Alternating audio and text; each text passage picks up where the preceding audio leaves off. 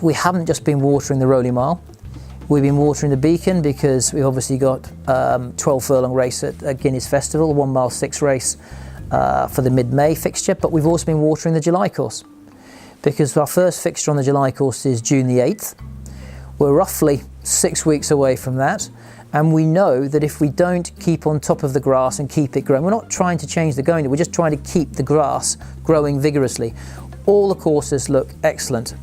I suppose one of the challenges in the build-up to the Craven was the week before it was a pretty cold week. We had 5 consecutive -5 frosts, and the week before. And I know it was beautiful weather for the Craven meeting, but actually up until the Monday before the Craven, we were looking at 8 degrees in the day and -5 at night. And that's the sort of thing you expect, a challenge like that with the weather in the spring around the Craven meeting, and you manage that accordingly. But the course was in excellent condition for the Craven meeting. We were very proud of how it looked. I think with the ground staff, Alan Hathaway, Estates Manager, had managed it very well in the build-up. We covered the whole course in fleece in the middle of February when we went through that sort of 2-3 week cold snap. And what that does, it prevents the grass from going backwards. It prevents it from getting leaf scorch, and and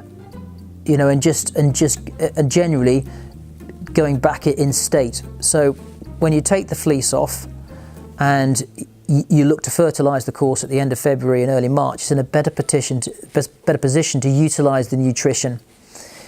It's very hard when grass goes backwards. It's not like flicking a light on and saying, well, just throw some nitrogen at it and get it in, because if the ground is cold and the weather is cold, the plant is not in a position to utilise the nutrition.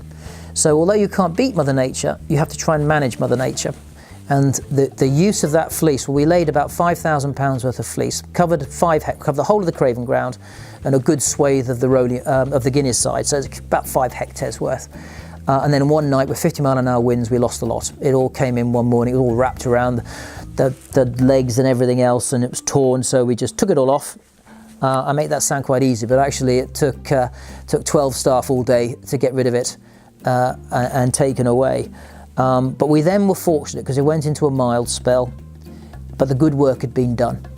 The sward was in good order and was ready to take the nutrition, and we sprayed it with iron. It's a little bit soft when you take the fleece off, so you spray it with iron to harden it up, just in case you get a bit of a cold snap, so you can manage that transition in the weather. But what happens is underneath the fleece, it keeps the air temperature about 1 degree higher and the ground temperature 1 degree higher. So as well as protecting it from leaf scorch, it does that. So it just tillers a little bit more underneath.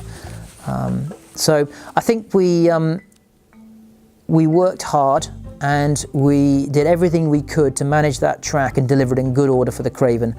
And we reaped the rewards of that hard work and due diligence with some excellent racing. And we were rewarded with excellent racing, which was great.